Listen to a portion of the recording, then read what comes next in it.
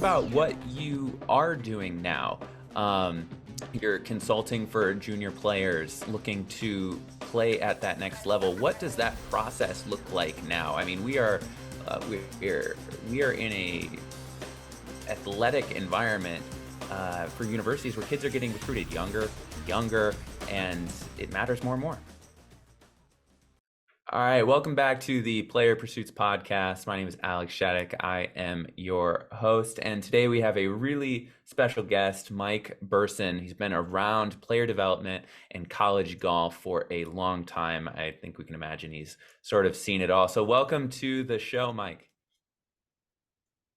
Thanks, Alex. Thanks for having me. Excited to talk golf and pleasure being a part of anything Player Pursuits does. So. Yeah, I really want to focus today on, college golf player development and how that's changed over the last decade or two. I think that college golf is something that will continue to grow quite a bit. I mean, if you're a Georgia football fan, I don't know why you're not a Georgia golf fan. It's a great way to show that pride, and it's probably in a sport you play too. So I think some of what's going on now with PGAU and all this stuff has everything moving in the right direction. Mike, what is your background and when did you get into college golf yourself? Yeah, I have a kind of an unusual road. I played junior golf and had all intentions of playing college golf, but was not academically mature, and I lasted a very short stint in college. So ended up, as many of us do, following a girl to a different part of the country, and she was getting her PhD, and I had 0 degrees. So I went back to school and just through a friend ended up kind of volunteering with the men's program at South Carolina. Got really fortunate. The assistant coach at the time over winter break left. So the head coach of the men's team at the time said, "Hey, I'm kind of on my way out. I don't really want to recruit much. Do you want this gig?" And I was like, "Sure." And then the next conversation was, "I'm not going to recruit. You are in charge of recruiting," and I knew nothing about it. So I'm taking over recruiting for this SEC program. So that was, I got my feet wet super quick. And then Bill McDonald came on, who's there now, and we had a really nice run together. Fortunate to have some really really good players, and that kind of got the ball rolling. Yeah, what years would that have been that you were there? I was at Carolina from 2004 to 2011. So often people will say who was there then.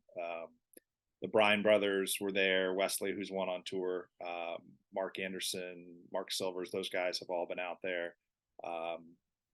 I recruited Matt Nesmith, who's been on tour now for a while and done really well. So, and then they had some really good teams after I left. Bill kept it going. So, All right, well, yeah, I'll just ask 7 years, the 7 question really that really fun years. Yeah, I'll just ask the question that I'm sure the listeners are going to want after that, which is what was recruiting and coaching the Bryan brothers like? Yeah, so 2 very different experiences. George, who's the older one, was going to come to Carolina pretty much regardless. So we did very little recruiting. He was going to come. George is a little bit more reserved, a little bit more type A. Wesley, it was quite different. Oklahoma State, Clemson, Georgia. I think he had a relative that went to Clemson. Wesley enjoyed that whole process very much. So it was very different. Could not have been more different. Coaching, very different. As many people know, George was a 3-time All-American, was just a machine. One of the prettiest, most efficient tee to green guys I've ever been around. Was so strong mentally. Wesley kind of would hit it everywhere and then get up and down from just places that you would never think people can get up and down. Had a nice college career, but certainly nothing like his brother. So it was very interesting. I left and Wesley had another year or two. So got to see 2 or 3 years of him and 4 years of George. And yeah, they're good kids. And both great players. And it wouldn't surprise me if George got out there. He's tee to green. He's a freak. Yeah, I come out of the kind of Mike Bender school. I went to the Elite Academy, Mhm. and they worked a little here and there with Mike, but their dad is a kind of disciple, and so it's been fun to follow them forever and root for them. And George finally getting a PGA Tour start and cut made is absolutely fantastic. So at a school in the SEC like South Carolina, you're getting a lot of talent. You're playing at a high level. What is your role as a coach in that environment, kind of week in and week out, and how do you see player development? Yeah, so I would say the two places that I was at that I coached, it could not have been more different. I would say from just how the game has changed and how the role changed. I mean, my first few years at Carolina, assistant coaches couldn't even coach, so I would travel and then I couldn't do much at the golf course. It was a There was a one coach rule. As far as player development, I would say at Carolina, I mean, we were fortunate that, we had some really, really good players. Um, Course management is, I think, is that, that's a big change at the college level that college coaches spend. I would say if they spend, the majority of time on one theme, it's course management. Um, so, that was a big part of what we were doing. Uh, these kids were pretty good when we got them. So it was just making sure that they had the tools, they were paying attention to the parts of their game that really, were keeping them from taking the next step. But, um, you know, making sure they're in the right kind of headspace. And then, as two coaches were able to be involved, that changed. I mean, the business has really changed. I mean, and I think that's changed player development too, which is a whole nother discussion. When I started, I was making $27,000 as an assistant 18 years ago, and now you know you can make a lot of money coaching college golf, even at the assistance level. So um, again, a whole nother discussion, television and what that's done for the game. But the game's changed a lot. Yeah, I mean, speaking to that assistant role, I was an assistant coach for a year at South Dakota State, and being there a couple hours early, printing out books and making sure guys knew exactly where their target lines were and where their misses into the greens were, so that Yeah. they had it all by the time they teed off is. I'm sure more of a new development, but is a big role. I think that the big holistic approach, making sure that they have everything they need to succeed, is where things have been going and where they're only going to continue to get better. Yeah, and I think it's changed. It really depends on who you work for too. Mhm. I worked. Bill McDonald was the number one ranked junior in the country when he was growing up. He played at Georgia Tech, so I was watching and learning as much as I was doing anything else. Because although he hadn't coached before, nobody has a better playing record, in the college and junior ranks than Bill does. So that was really big for me. I was an okay junior player, but to watch and learn what he did was great. And I think at other places, head coaches really just kind of let assistants run the show. I think as a head coach, I was probably somewhere in the middle. Like I wanted my assistant coach to have responsibilities and have the freedom to make decisions, and that goes into who you hire. But um, again, it goes back to like the business has really changed. Golf teams now have three coaches, so that's a whole nother thing. That's occurred in the last year or so. Yeah, I was talking to a college coach not that long ago, talking about the recruiting battle now and how it's evolved so much. He's trying to recruit against schools that are flying everywhere private. And he's got a van. And 5 years ago, the super nice Mercedes van was all you needed. That was awesome. And it just keeps leveling up. And it seems like the talent of the players is following. What are your thoughts on things that the PGA are trying to do to sort of turn college golf into the breeding ground for talent? I think it's way overdue. I mean, there's a long track record of the highest level of college players being fairly successful immediately at the pro level. and the highest level of college golf. Boy, the way the courses are set up and the courses they play and the talent level, it's not that many steps behind a Corn Ferry. Certainly not the depth. I'm not insinuating that, but um, they play really hard courses. The setups are hard. You're playing against the terrific fields. Um, so I think it's great. I think it's overdue. As you can see, it's working. I mean, these guys are going out and we had a guy on the Ryder Cup team who was on a college team 4 months prior, and he was not out of place. Playing on the European team. So yeah, I hope there's more progress. I think that the big drum that has not been kind of hit yet is the NCAA champion getting in the Masters. Um, hopefully that happens soon, and that's in the works. But yeah, I mean, it can't happen fast enough, and I think hopefully the tour will keep doing more. I like what you said, stressing how talented these players are. The time of year that they're playing and the difficulty of golf course is oftentimes misunderstood by whether it's fans, people just checking in on scores, or especially recruits. I remember even in my journey being recruited, seeing the scores and going, oh, whatever. Until you get there and realize how much more difficult it is. The college golf season is predominantly cold weather months, which I want to talk to you more about, being at a warm climate school, cold climate school. Yeah. But also just the challenge of the courses themselves. And I've always encouraged anybody, if there's a college golf tournament around where you are, like, you're allowed to go watch. It's encouraged. Go check out the talent, because it's everywhere. Yeah. As far as fans or amateurs looking to better their own game, what are some things that you would recommend they keep an eye out for when watching this level of play? Yeah, I mean, there's tons of opportunities now. The Golf Channel is doing a terrific job showing college golf. So I think you really hit on something. Is when you're watching an event and a kid is shooting 75. I mean, I hear it in what I do now. Kids look at rosters and say, "Boy, I think I could do that."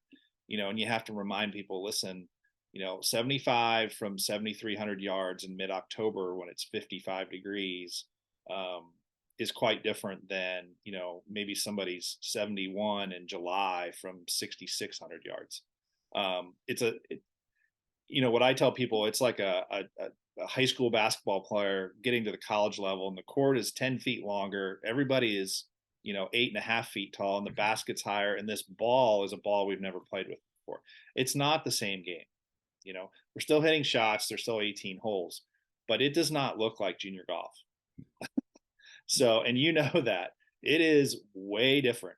And, and the other thing that you're aware of is the kid that is, shooting 74, 75 in a college tournament, well, he's shooting probably even par at home just to get on the bus.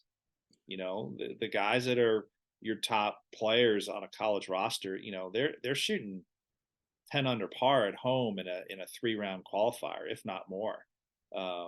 So that tournament average is usually, boy, 2 strokes higher than what they're shooting at home, and I think that's a big eye opener for people when they watch college golf on TV. Is you take what you're going to shoot as a junior, and you need to probably add 2 to 3 shots, and just transferring that, no progress, which people are going to get better. But that's probably what you're going to shoot on that setup. I don't know if that's how you felt when you kind of transitioned into college golf, but I think it's that. it's a different game. It's a completely different game, and I think you even expounded on what I said better than I could have. It's looking at college golf scores, and there are exceptions to every rule. Every course is different, but if you see a kid shooting 74, 75 and he's middle of the pack, he's a plus whatever it is handicap. Like, he's probably the club champion at whatever club he comes out of. And so that level of talent doesn't always manifest itself on leaderboards for the general public, but I think that's where knowing and understanding the situations can make it seem as impressive as it is. Yeah, I mean, you lived it. I tell kids all the time, um, you obviously want to be on a team, you want to be on a roster, but that 4 through 7 spot on a college golf roster, that's not a happy spot. It's stressful. You're not spending, as much time with your teammates and your coaches as the guys that are regularly traveling are. So they're sharing experiences. Um, when you are around the coaching staff, you're in this stressful environment. A lot of times, the guys that are at home regularly, some of those guys aren't going to be super motivated. Probably, it's just the law of averages. So 4 to 7 is not. That's not where you want to live on a college golf roster. No, not at all. That's a really uncomfortable spot to be because and even just from a student perspective, you're like, I don't even know what weeks I'm gonna be here. Actually, I'm not. Like it makes planning for Yeah, anything a little bit of a pain. So yeah, let's talk about. I really want to talk about the difference. We're heading into the off season. It's starting to get cold in a lot of the country. You were an assistant at South Carolina, and then a coach at Wisconsin. What differences did you see in the two climates when it came to your off-season preparedness out of your players, and what kind of things were you doing at each school?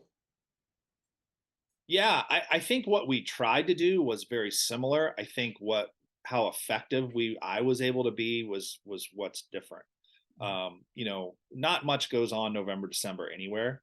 Kids aren't playing that much golf on campus. They're tired, but January, early February, I mean, definitely trying to get back into the swing of things. At Wisconsin, we weren't playing anywhere unless we were going on practice trips on the weekends, which we did.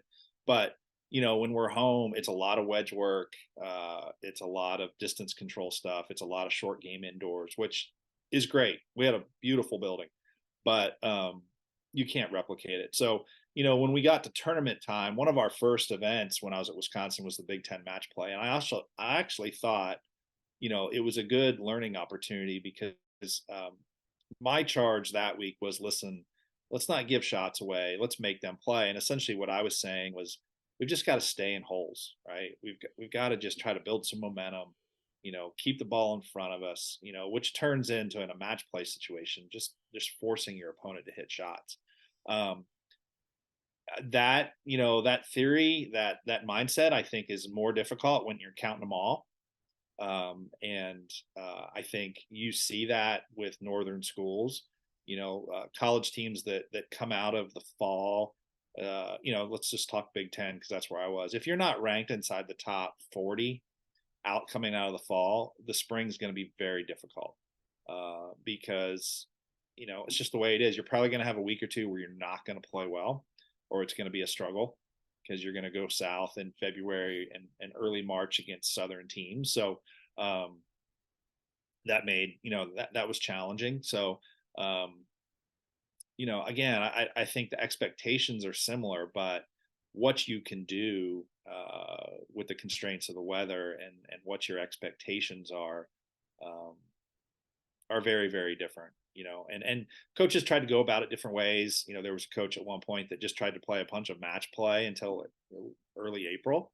So he really didn't take a bunch of hits and stroke play, and that worked for that particular guy. So I don't know if there's a right and a wrong, but I think when you are in northern school, you do have to have a good fall. As we look at these new rankings that have come out, because the spring is very difficult.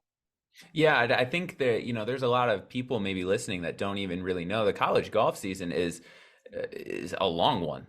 Yeah. It always started, at least team activities qualifying right when you get on campus in the fall. And if, let's say, you get into regionals and NCAAs, and at this point you're in summer, and there's a couple months, it's very, very much in the off season now. The last college events finished probably a week or two ago. Rankings are out now, and it won't start up again, until kids are back in school after a Christmas break. But it's a long season. It's a marathon. It is not a sprint. Yeah, and that was one thing, that I always really preached to our kids was, once we got back from that last tournament, which was usually early November, I told them we'll continue with fitness, but other than that, like, you guys need to just take some time, because hopefully you've got a team full of guys that are playing a really active summer schedule, regionally and nationally, playing those great amateur events. So if they're doing that, they're starting the end of January and they're going until November 1. Um, and they're trying to go to school, which I think is gets lost in that whole thing. So, um, in recruiting, I know when we used to have visits and in what I do now, families get really caught up in weather and climate. And I say, hey, or late January, February, early March, that's a valid question, right? And that's an important part of recruiting. November and December, it doesn't really matter. The kids in Madison are not playing that much less golf than the kids in South Florida, because they're tired and they're catching up on schoolwork. The game of golf. It's both challenging and rewarding, requiring focus, concentration, and the ability to tune out outside distractions. Peak performance is achieved through a synergy of body and mind. Shell Golf Apparel is designed with advanced textile technology that moves with you, with four-way stretch and moisture-wicking properties that keep you cool and dry. Visit shell.shop today and get 40% off the entire golf collection using promo code PlayerPursuits. Now, back to the podcast with your host, Alex Shattuck. So let's talk about what you are doing now. You're consulting for junior players looking to play at that next level. What does that process look like now? I mean, we are in a athletic environment for universities where kids are getting recruited younger and younger, and it matters more and more. Yeah. So, when I started to think about getting out of coaching, I remember my wife asked me, it was actually something I brought up because I was enjoying being home during COVID and our daughter was getting older. And, she said, if we move back to kind of where we had talked about, she's like, what are you going to do? And my first answer was, I don't know, but I'm going to figure it out because I really wanted to spend more time at home. The more I got thinking about it, I mean, the recruiting was kind of an obvious segue into something I thought I could be okay at. Um, the recruiting game's really changed. I mean, when I was at Carolina, we were offering kids their freshman year. Kids were coming on visits when they were eighth graders. You can't do that stuff anymore. And now we've got the portal and COVID that stuff's kind of waning, but some legislation changes, which have been positive. So I thought the recruiting thing is something I could help people with. The performance, idea is kind of the other half of my company. And I think most college coaches will tell you, and you're very aware of this, there is a connection to why kids, swing the golf club so well, fundamentally are pretty sound, have nice junior careers, and then why do so many of those kids not have success at the college level and relative to their ability, right? And the themes that are so heavily taught in college are course management. How do you practice and short game, right? Statistics. What do you do with those statistics? As you increase your level, as you get better, as you move up, you're playing at higher levels. Golf full swing becomes a lot less important because nobody gets to a college level, regardless of 1, 2, or 3. Everybody can swing it pretty good. And, it was always interesting to me. And I think I really dove into it when I went to Wisconsin, because the one thing I realized was, listen, I'm in a climate now where it's not as warm as the school I came from. There's not going to be as many golfers. So what's something that I need to focus on? And I really focused on course management a lot when I was at Wisconsin, and I really enjoyed it. And, had some success, not as much as I wanted to, but I thought, this is not being taught at the junior level at all. For whatever reason in our country, it's not hard to get a full swing lesson. It's pretty easy to get a good one, but course management, statistics, practice structure is just not taught. And I tell people now, that I talk to about what I do, I tell them, listen, if you have somebody that focuses on those 3 themes, you need to stay with them because what they're doing is really unique. It's really cool. And it's really admirable because what happens with a 6-iron for 45 minutes on a flat range tee has very, very little connection to successful golf at a higher level. And I would include college golf, right? So that's what I focus on. We don't talk about full swing. We talk about things we can control, preparing for events, yardage books, all that good stuff. And, it's decisions. You can decide to do these things. It does not take any talent to take notes in a practice round. I could It's not not agree taught, more. but I think yeah. that, and I generally work backwards. I think that coaches don't offer it because clients don't ask for it. And it's sort of on them to emphasize its importance. Everyone wants a beautiful golf swing. Everyone wants to hit a beautiful ball on the range. And yes, that stuff does transfer and translate to performance at some capacity. But it's not allowing you to play at your ceiling. I just had another guest on, building a perfect golf swing maybe raises your ceiling, but it's all the other things that you're doing that are going to allow you to play at that level and score at that level. So I want to I think that what you're doing is great for the player. You've seen thousands of players go through this system from junior golf to college golf to professional golf. What things strike you the most about the players who make it and the players who don't? And by make it, I mean playing full time and making a career out of it. Yeah. So I think a lot of it goes back to what we talked about. You really have to be good at course management. You have to have a good short game. I just caddied at Q School a couple weeks ago for a player that played for me and is doing a great job at the next level. And everybody swings it pretty good at Q School. There's one thing that really stands out that I think is a little bit of the outlier in these themes that we talk about, and that's distance. You have to hit it far. And that's kind of sad in a way, but the longer you hit it, the less stellar you have to be with your wedges, with your putter. Kids that are really long and move at 320 off the tee, if they're average to slightly above average with their wedges and their putter and their attitude, boy, there's a good chance they're going to play at a really high level, really high level. So, again, I think, attitude, but then attitude's linked to preparation, and preparation is linked to statistics, and statistics, drives your practice structure. I mean, those things are all connected in a circle. But to answer, there is that distance part is an outlier. It's I don't know if there's not much room out there for somebody that hits at 280. There just isn't, because you're at such a disadvantage. You're hitting, when you're hitting 6-iron from the a place where another guy's hit 9-iron. It's not a fair fight.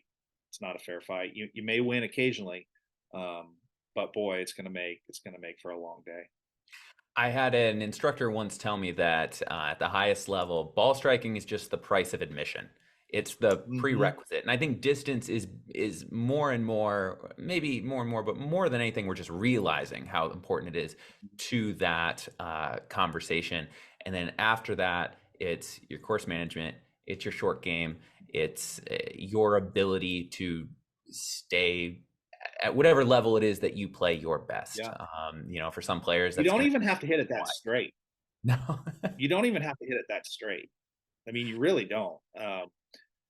If it's relatively on the planet and you got a short club on, for your next one. I mean, the two greatest players of our generation, maybe the last generation, and Tiger and Phil, only averaged 50% off the tee, but they both had unbelievable attitudes, and from 140 and in, just,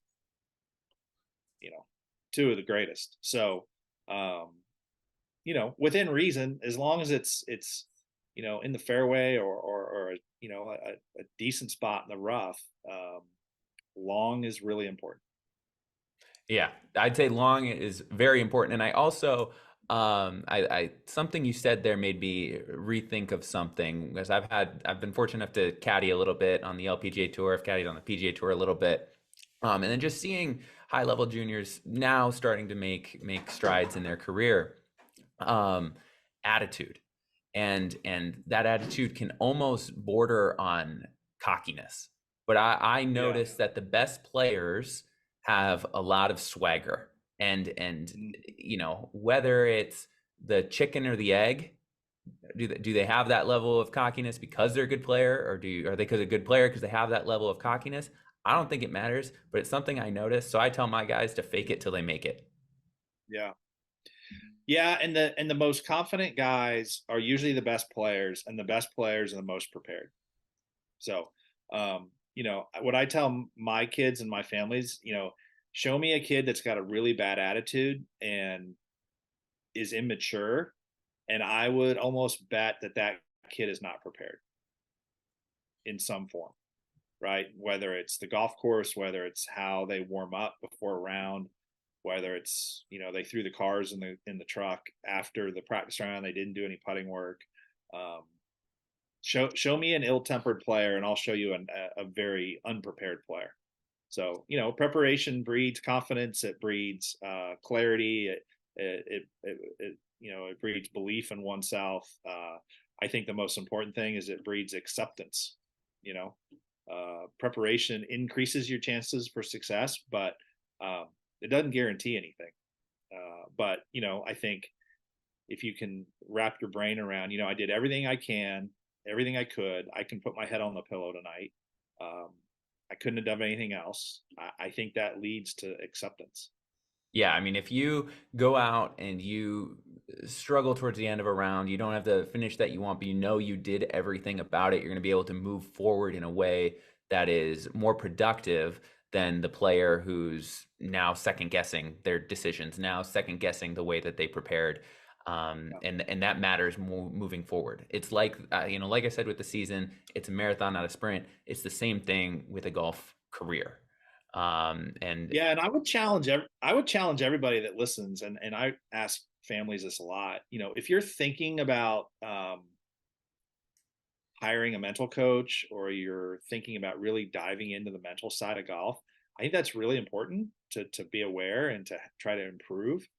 But I would challenge you to first look at your course management.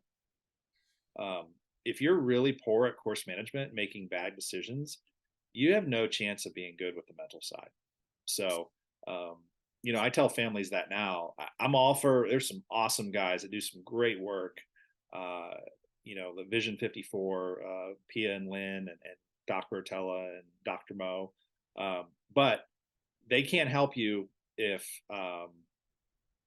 you're making poor decisions. So no, I think that's really, really it.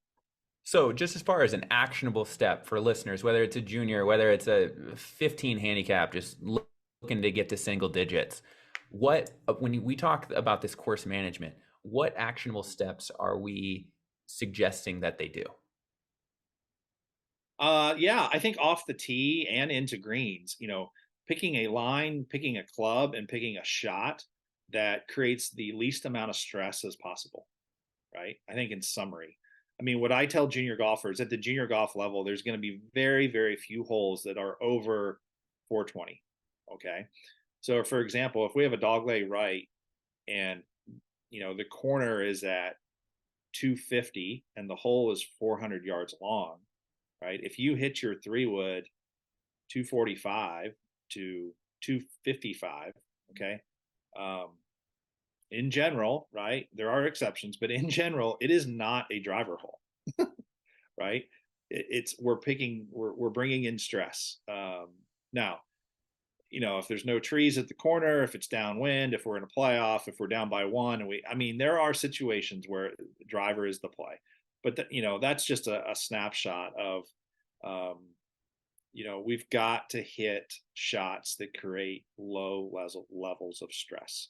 And that goes into expectation management.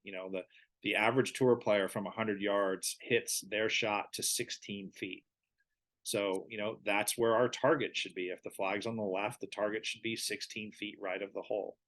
And if it ends up closer than that, well, we're super fortunate. But if we end up at 16 to 20 feet for an amateur, that's an unbelievably good golf shot. I think a lot of people think, I hit a tee shot to 100 yards and I two putted from 20 feet. Gosh, I should have made birdie there. No, you played a really good hole of golf. You two putted from 20 feet. I mean, that's great golf. you Oh, know, absolutely. I get into that all yeah. the time with So my players. yeah. So just expectation management and realizing what's a good shot, what is a good shot on tour. Um, it's not what people think it is usually. So that all kind of bleeds into the mental side. Oh, and that's where I tell players go watch an event rather than watch it on TV. Sit behind a par 3 and watch the shots that players hit. At a PGA Tour event, you will see some of the worst shots you've ever seen. And they're just gonna either make par or bogey from there and move on, kill the par 5s and get in the house at 68 and be feeling okay about it. And that's, you leave a tour event if you watch the right way, or same for a high level college event, both amazed but also kind of feeling like it's more reasonable now. Mm-hmm. So Yeah, knowing, go yeah, ahead. they make very few course management errors in general. The guys that are making cuts every week. Mhm. The one thing that they do that I tell players, you have to get up and down from the places you should get up and down from. And that those are not short sides, right? When we have the ball on the wide side of the green, in two or in three and a par 5, they get up and down from those spots, more than 50% of the time. And that's really all they're doing. When they shoot 62 or 63, unbelievable. Kudos to those guys, and that's fun to watch. But that is not the norm, and those are usually days. I think the stat is the average winner on tour makes 2 putts over 20 feet, and the average player who doesn't win makes 1 putt over 20 feet. So the margins are so small, and good, consistent, a bunch of greens in regulation and two putting. I mean, those were Tiger's goals, right? He wanted to lead in essentially greens in regulation, and he didn't want a 3 putt. And in his heyday, those were his goals, and it worked out for him. Well, it's amazing because Tiger's reputation was always the guy who pulled off all these amazing feats, but that's not really what the numbers actually tell you. Mm-mm. He picked the smartest targets. He was on the fat side versus um, the trouble side, the right amount of time as the data says. He's not aiming at every Yeah, flag, so why are we? no, no, yeah, it's a tough lesson to learn, I think, especially for kids. But boy, it's so important. And as you know, when you get to college, if I used to tell kids the most important skill in college is being a good lag putter, Yeah. because flags are tucked and greens are faster, and if you can be a good lag putter in college, you can have a nice college career. Well, Seems like a simple skill, but it takes all the stress off the rest of your game. All you need to do, and as if this is super easy, but all you need to do is put the ball in play off the tee, put it somewhere on or near the green, not super short-sighted, and you're going to leave with a lot of pars, and you yeah, basically bide your time until the putter gets hot. yeah, yeah.